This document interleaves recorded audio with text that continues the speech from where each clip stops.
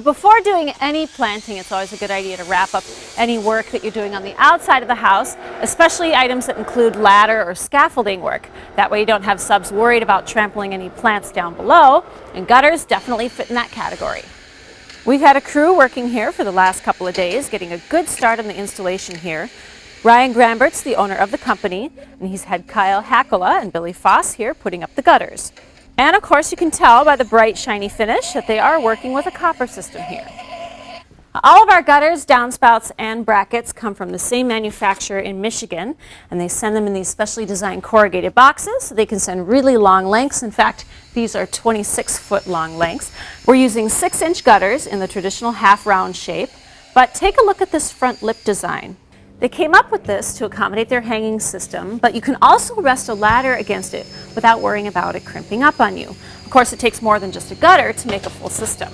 Like fascia brackets for the gutters, these are stamped copper, downspouts and elbows to get the water to the ground, funnel outlets to go between the gutter and the downspout, and we have some decorative collector boxes here that'll give a nice traditional look on the top of our downspouts.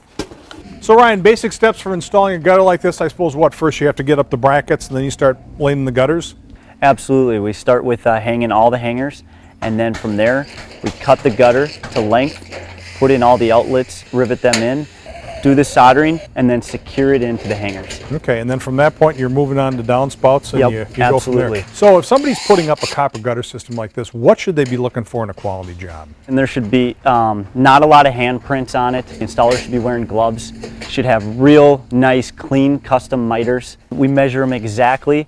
We'll make one piece a little bit longer, cut tabs in it. They'll overlap a little bit, and we're able to get a copper rivet in there. And that's what really secures it before we solder it. When you started to put up the brackets, you spent a lot of time, you took a board along the shakes, held that down, you wanted to dial in that bracket to just the right height.